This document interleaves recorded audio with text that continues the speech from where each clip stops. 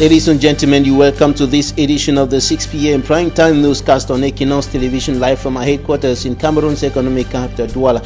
I am Bablet Jonathan. In our top stories in this edition of the news, civil society and political leaders in the Republic of Cameroon say enough is enough and that Cameroonians should rise up to put an end to injustice, impunity, and violation of the law and human rights in the country. You will hear details in this newscast, and also in this newscast we'll be talking about 250,000 fake tablets of chloroquine and nevaquine seized in Cameroon's economic capital Douala by law enforcement officers. The fake drugs were imported into the country illegally from neighboring Nigeria.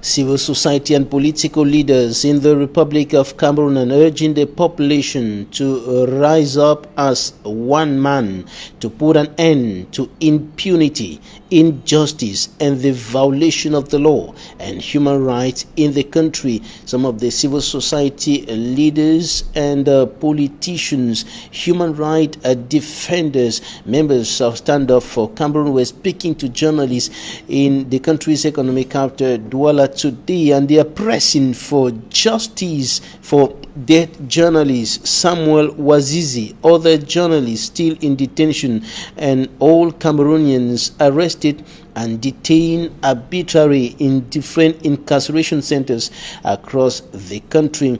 And they were meeting today and calling on the Cameroonians to rise up and put an end to such practices, illegal arrest and arbitrary detention of persons in violation of the law and human rights. Details in this extract of Kabangwala Ejid, National President of the Cameroon People's Party and member of Stand Up for Cameroon.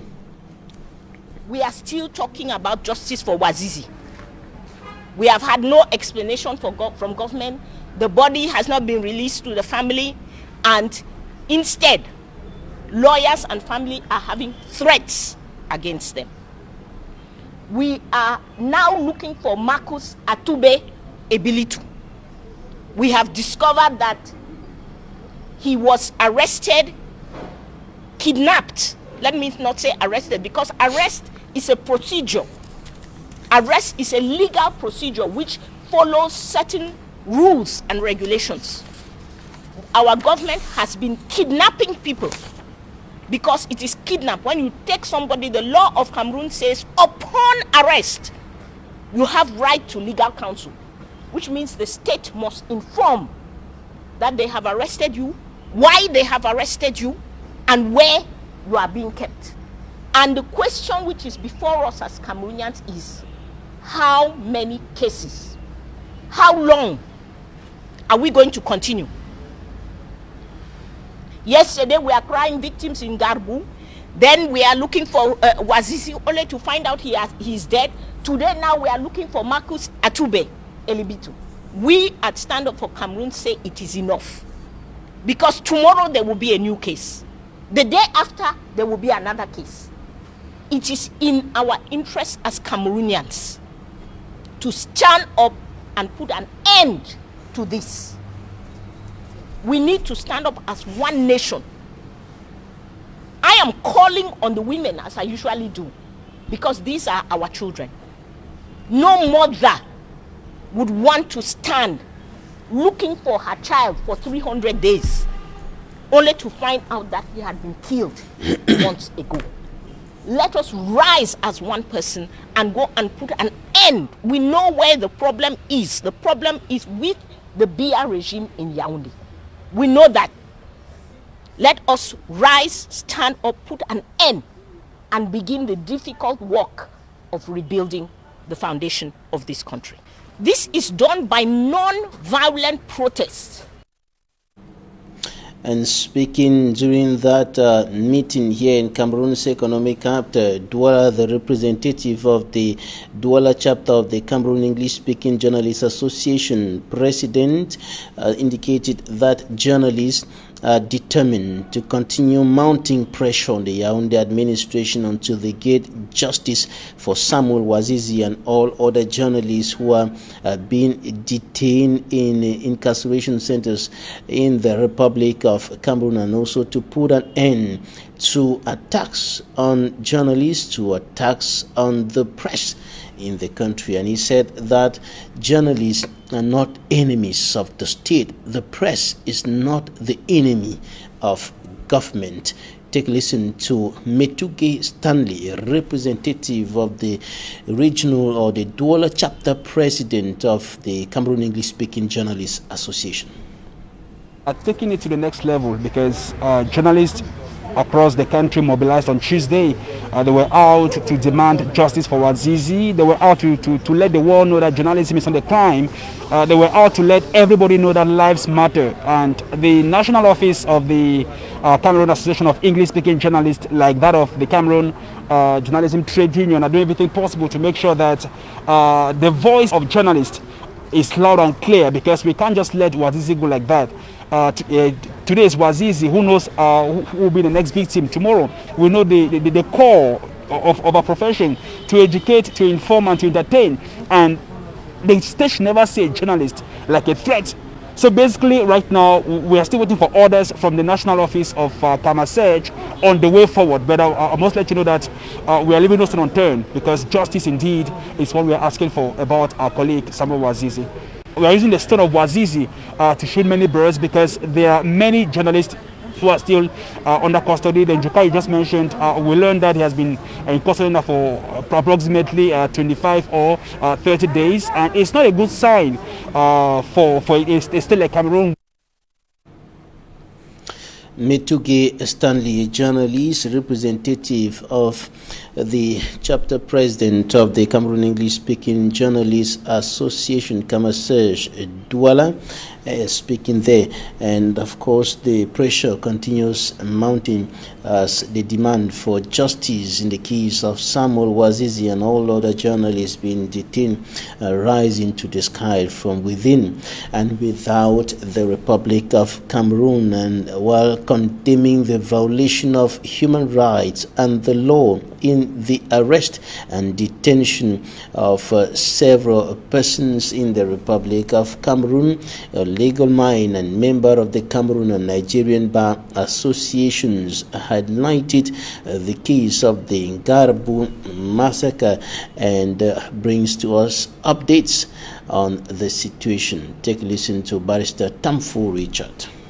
The case has finally now been transferred to an examining magistrate at the military tribunal in Yaoundé. Presently, it's under preliminary inquiry before an examining magistrate in the Yaoundé military court. So it is to let you know that the case has been ongoing for the past 2 months, and it was chanced to our investigation and continuous search for information that we happened to stumble on the file that the examining magistrate or that the government already is taking down records of probable victims in the case.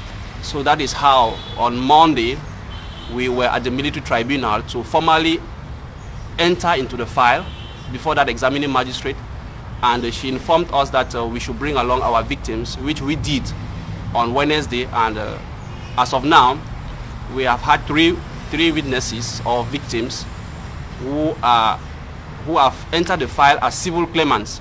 So she gave us 1 month to bring 4 other civil claimants that we think have to benefit from the incident. So it is to put you on notice that the case is ongoing, though not mediatized, because we all witness of what happened on the 14th. So we expected that every step that the government should be taking should as well be mediatized. I can't comment in detail exactly what is ongoing because they are still secret, because an examining magistrate is like an investigator as well, but an investigator who is a sitting judge. So that is why there are some information that we can't reveal for now. The government has only indicted or has charged just 3 persons.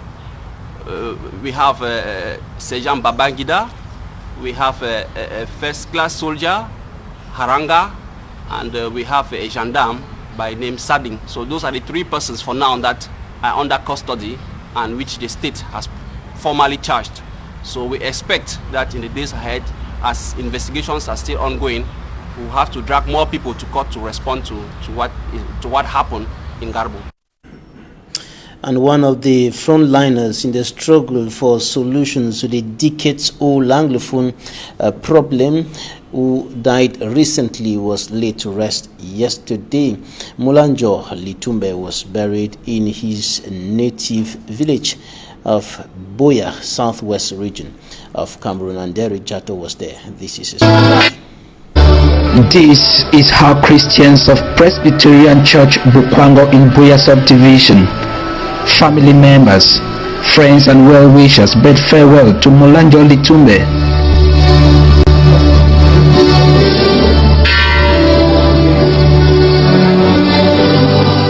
To some people, Mulanjo Litumbe was an example of a nation builder. Whether you like it or not, he contributed enormously towards the building of this country. Reason why the President of the Republic recognized him as a member of the Court of Impeachment. To others, his humility remains a lesson to the present-day leaders. Father to all of us, somebody who mentored us and who was always willing to listen and to advise us. I remember the humility in Mula, especially when Mula called me, invited me personally for his 90th anniversary. And I remember at times when I have a discussion group in my house and I would invite Mula and Mula would attend. So, we commend Mulanjo Litumbe, our father, grandfather, and ask the clergymen pray for his soul to rest in the bosom of the Lord. Infinite love and mercy. The spokesperson of the Litumbe's family, in few words, saluted the solidarity shown to the bereaved family. And the entire Litumbe family, please accept our heartfelt thanks for spending this time with us. We wish you a safe trip back to your homes. Litumbe, or the Wanya Litumbuleke Rama and the Moana Litumbe family. Calling him a father of the Anglophone struggle, Barrister Agbobala regretted that Mulanjo Litumbe has gone home at a time that the in-house fighting among his ideological successors risks diverting the cause of the Anglophone struggle. but I hope that now that Mula has gone with God, he can intercede with God so that the faction, the infighting in the Anglophone struggle, that unity can be, we can have some unity, because I think the bane of our struggle now is the fact that there's a lot of infighting. And Mulanjo Litumbe saw the sun in 1927, and he has closed his eyes this 2020. He will be remembered by many as a unifying factor, a man who in himself was the identity of the Bakwere culture, and to politicians, an ally has departed. Mulanjo Litumbe was buried in his native Bukwango village in Boya subdivision, southwest region of Cameroon. Derek Jato reporting there, and in the report coming up next week, we're going to talk about insecurity in Cameroon's two major cities, the political capital Yaoundé and the economic capital Douala, and this is a serious problem threatening even the lives of inhabitants of the two cities, who are frequently attacked in the day and in the night by unidentified persons, suspected bandits, and two of them narrowly escaped the wrath of jungle justice in Yaoundé and in Douala, notably in the BMC neighborhood and in Mabanda in Douala and Yaoundé respectively. Smanjikan Gabriel reports. Commercial bike riders in BMC on rampage.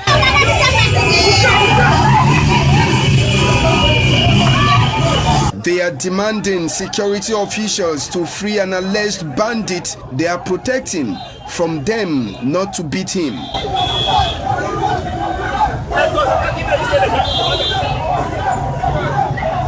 The boy in question is reported to have stolen a motorcycle at Meleng and was running away when traffic jam caught up with him at the Acacia market in Biamasi, Yaoundé.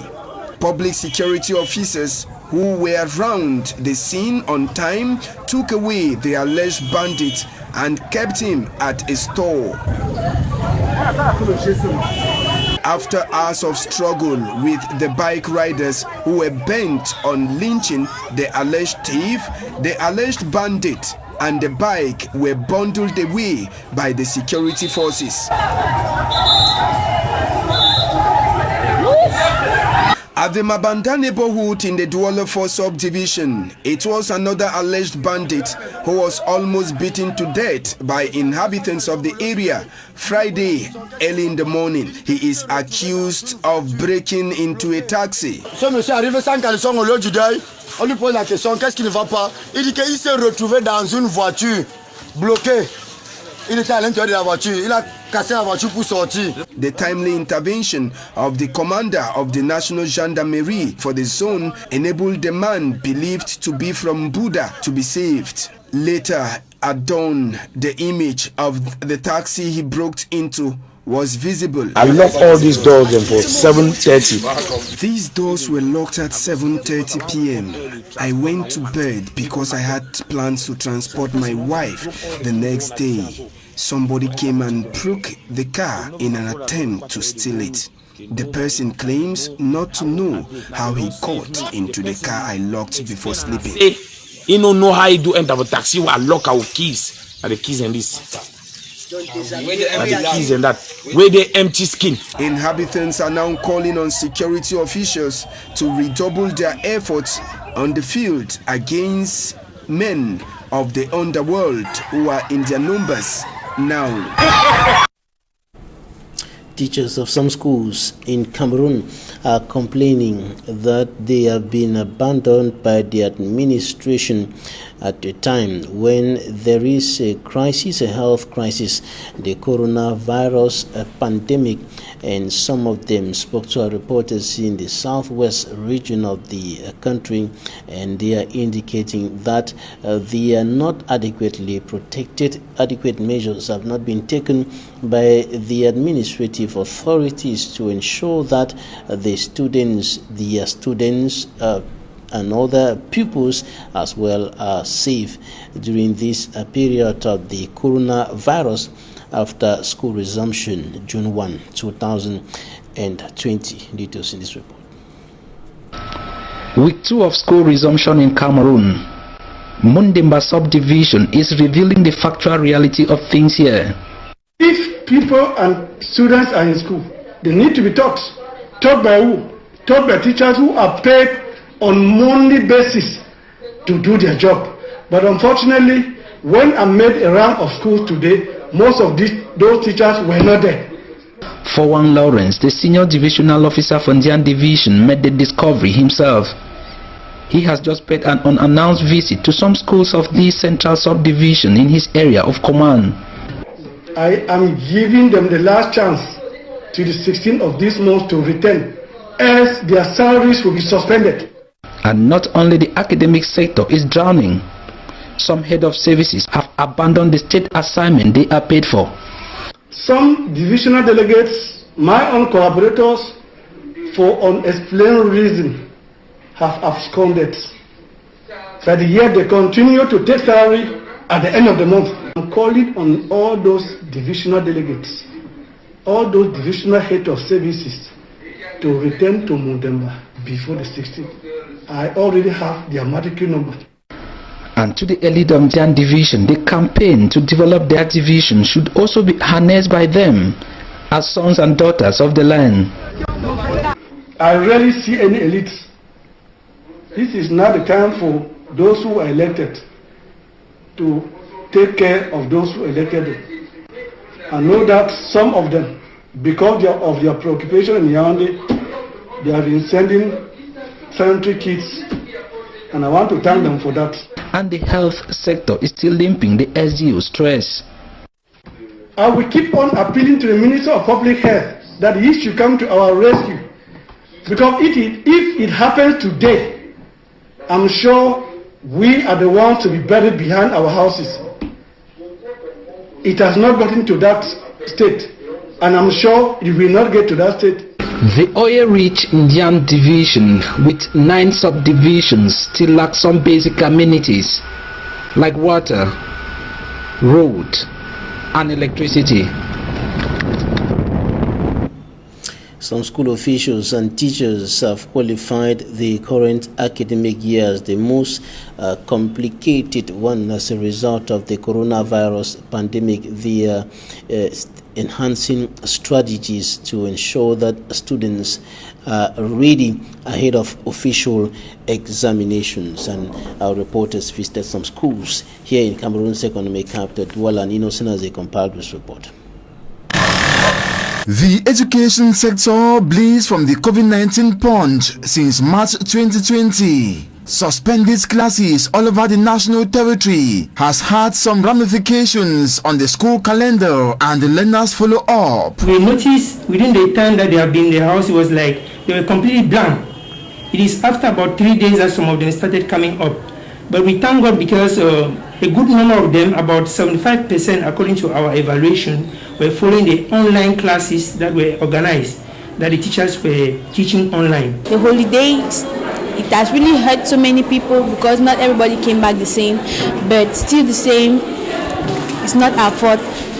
We never planned anything like this to happen, so it has already happened. We have no choice than to accept and succumb to what's happening now. And I'm so happy that our teachers are like cooperating with us and are helping us to make the distance and that teaching. But just some fact that we have not some problems in some topics that I've not really tackled that much, but I'm 70% sure of myself that if I'm to write the GC today, I'll make it. Unfortunately, most of the students did not follow this track while on the close to 3 months technical holidays, especially the e-learning program instituted by the government that was regrettably not followed by most distracted students. A few of them who were not opportune to have Android phones or go online were those who were really lacking behind. Some students for these 2 months have not been opening their books, and it is not easy to go smoothly with the exercise. Reopening minds of these learners is imperative to facilitate knowledge assimilation. Few weeks to start of official examinations. As such, strategies have been developed by secondary school administrators. During the break that we had, we actually had some electronic teaching with our students. So we don't introduce new topics. We only do revision. Maybe we take questions from the mock that we're supposed to write and revise of them in the class, in the various classes. We have come back, and this is the decision we have taken to revise the mock with the students so that they should be able to answer their GCE questions without problem.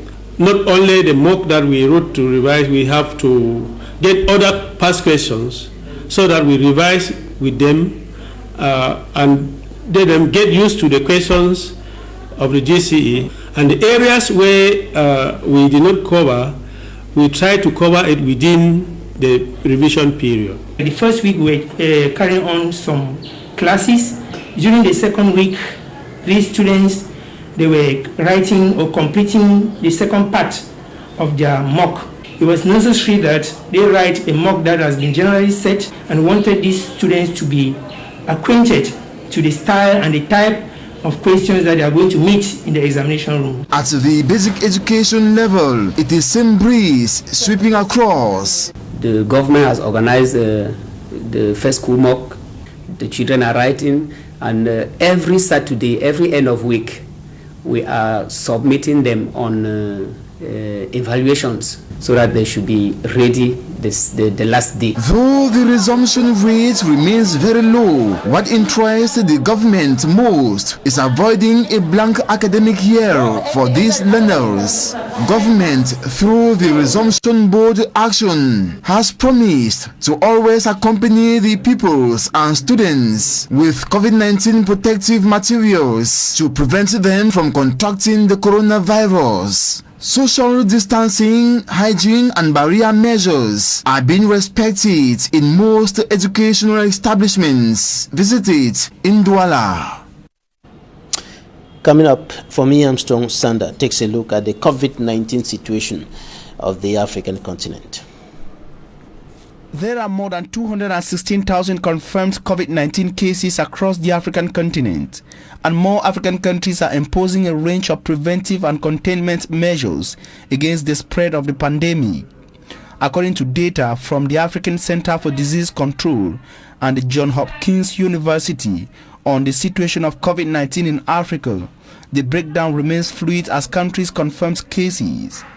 As of June the 12th, 2020, the continent registered some 216,775 confirmed cases, 5,852 deaths, 98,686 recoveries, and 112,523 active cases. With these figures, the World Health Organization says the pandemic in Africa is accelerating, and that while it took 98 days for the continent to reach 100,000 cases, the numbers doubled to over 200,000 in just 18 days. We know that it took 98 days to reach the first 100,000 cases and only 19 days to move to 200,000 cases. So even though these cases in Africa account for less than 3% of the global total, it's clear that the pandemic is accelerating. Qualifying the situation in Africa as serious signs, Mashidosi Moeti, World Health Organization's Africa chief, said that community transmission has begun in more than half of Africa's 54 countries. She noted that the virus largely arrived on the African continent via travelers from Europe and is spreading beyond capital cities and commercial hubs into more rural areas where, according to her, many health systems are unequipped to handle cases that require more intensive care. The latest African country to confirm its first COVID-19 case was Lesotho on May 13, 2020. South Africa has the highest number of cases across the continent, with over 58,568 confirmed cases. South Africa is followed by Egypt with 39,726 cases and Nigeria on the third position with 14,552 confirmed cases. Talking Point is up next.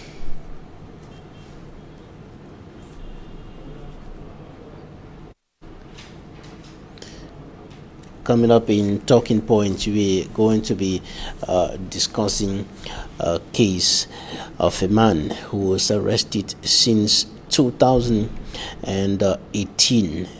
Civil society and political leaders say he was abducted in the town of Buea. Until today, his whereabouts remains unknown. His children have been searching for him, and we're receiving his daughter in Talking Point.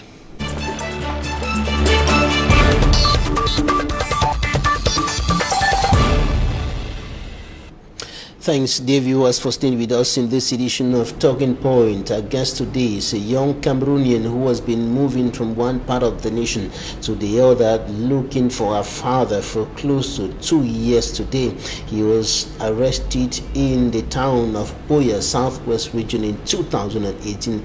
Until today, the whereabouts of Marcus Ebilito Atube remains unknown to his relatives, and his daughter is joining us today.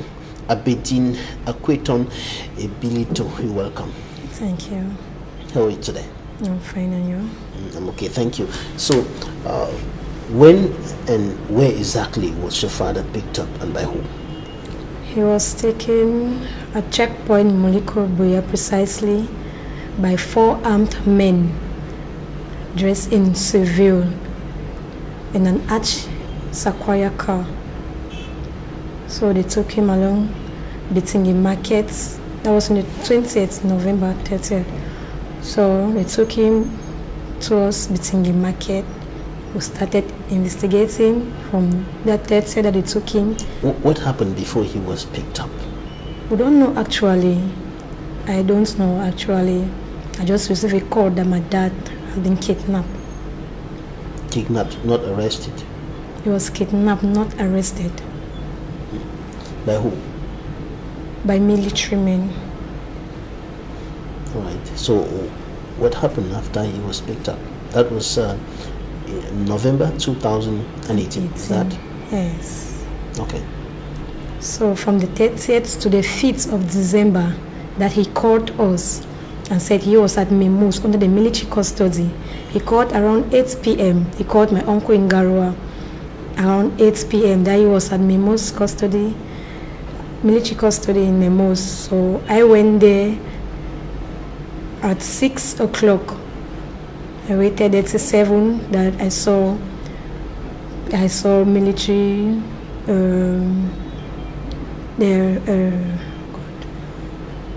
a woman that was there, that was military woman. Military officer. Yeah, so I asked her that please I need to see my dad by name Marcos Eblitu Atube.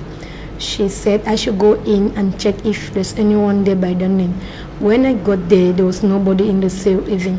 So I came out and said there's nobody there. I said that means your father is not there. I said no, he called yesterday at 8 p.m. that he was here, so I came to look for him. She said there's no one there, so I have to leave.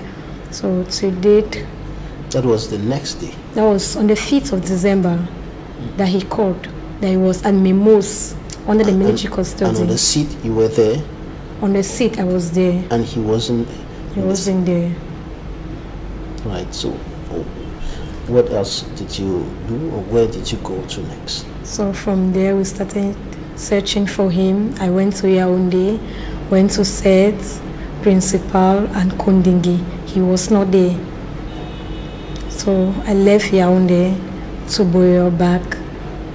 Went to the number first. The number he used in calling us. We traced the number. It was a man by name Joe, Mr. Joe. I don't know the other name. By name Mr. Joe. It shows that after that call, he was released 1 month after the call. So he came out. I tried calling his number. He wasn't picking until 2019, early 2019, that I called. Fortunately, he picked and he asked me to meet him at Moya. So I went to Moya and meet up with him. The number that he used in calling while he was at Memos. Okay. Yes, so we traced it and found out Mr. Joe. So I went to Moya and I met with him. He said my father was brought there at Memos. Means my father met him there. So when he made the call, before me arriving there the previous day, the other day, they have transferred them to a camp at Tole. A military camp. A military camp at Tole. So we sent an uncle.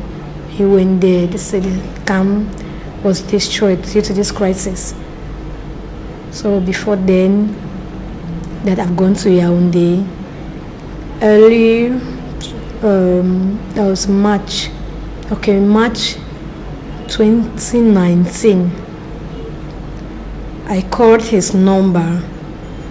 A military man picked up the call. He said, yes, who are you? I said, I'm Aberdeen, Mr. Marcos' daughter. How did you know that it was a military man? He told me. Okay, he told you yes, that he was a military officer. Hello, this is a military man. Did he tell you his name? No, he did not tell me his name. So I said, please, I need to know the whereabouts of my father. Where are you people keeping him? He said, your dad is here with us. Your dad is here with us. With us where? He did not say anything like where they were. He just said, your dad is here with us. I said, please, what do you people want from him?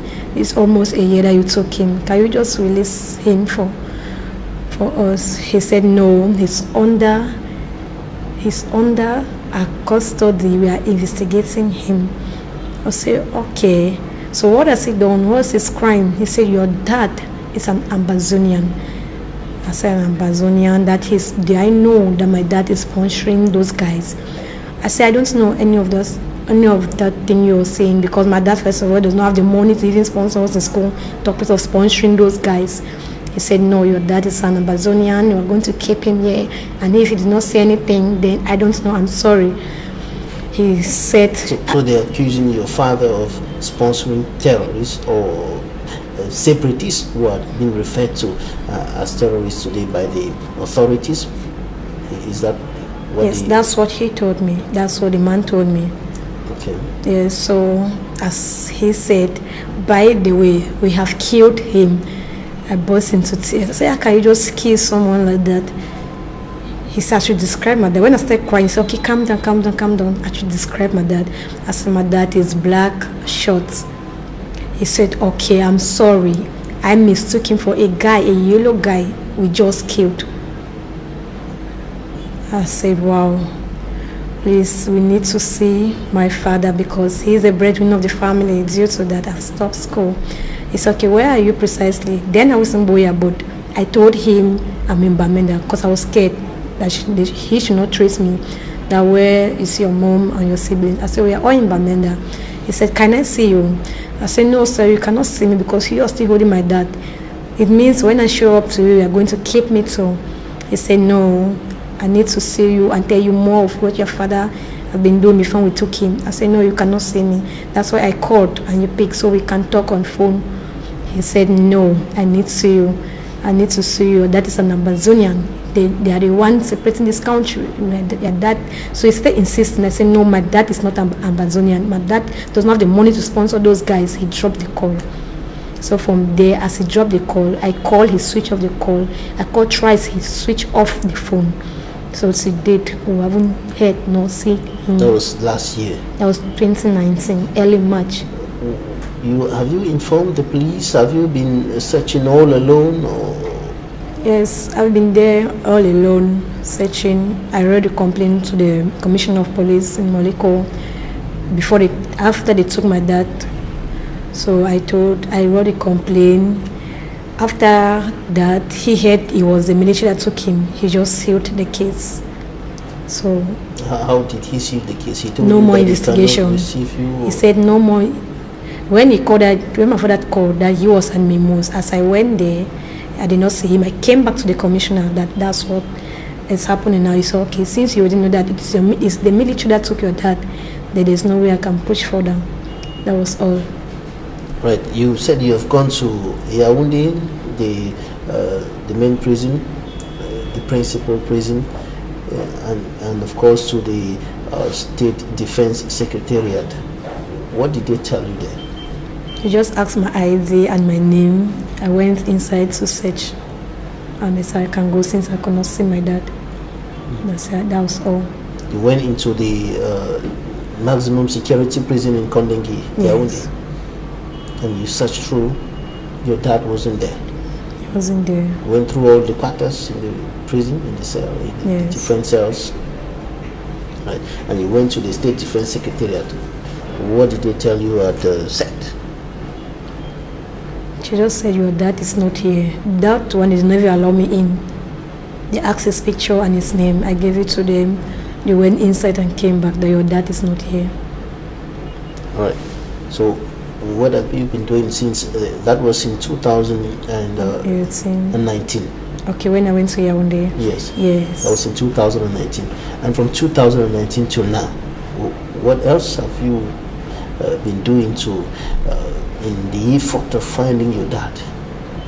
Since then we've been up and down, still there, until they came and zipped us. One man came and zipped us that he knew where my dad is. The same, then he took us to Service Central that my dad is there. When he was not there, I met one of my dad's friend that is a lawyer. I told him about it. He just said, Mommy, the country, just leave me. It's okay, we should just be praying in court. And that was all. Your father was a businessman. He was a businessman.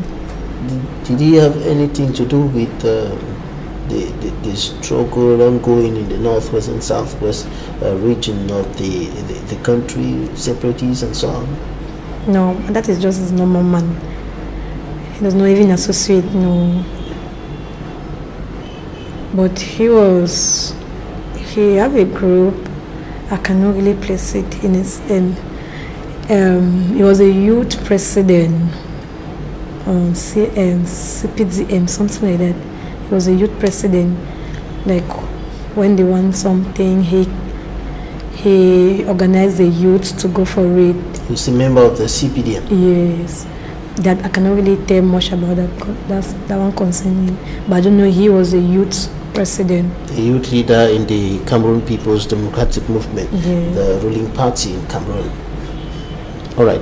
Now, I want you to look at this camera and talk to the President of the Republic, the Prime Minister, the Minister of Justice, and all other authorities. Why not the Minister dedicated at the President in charge of Defense, who is the head of the Defense Ministry? Talk to them. Mr. President,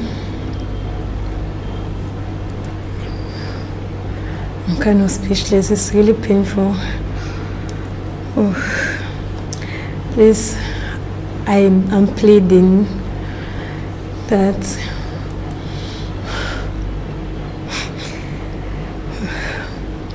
wherever my dad is, because I know you have a clue of where he is. I'm just pleading for his release because I know he's alive. I'm just pleading for his release. He's just a Cameroonian, a businessman that is pushing forward for his family. So we need him back. It's really painful that we are there with my younger sister, just 5 years old, without knowing where his dad is. Every day he kept asking me, "Big sis, where is daddy? Where is daddy?" I keep on telling lies that they have traveled out of the country. I don't even know how to tell her that they have taken daddy away from us. So it's really painful. I'm begging that please, wherever he is, you're supposed to send him back to us. We need him now more than ever. It's kind of painful. Please.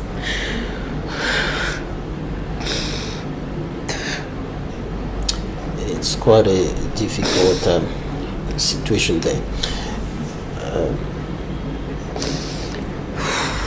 You know that it must be very, very difficult. The father has how many children?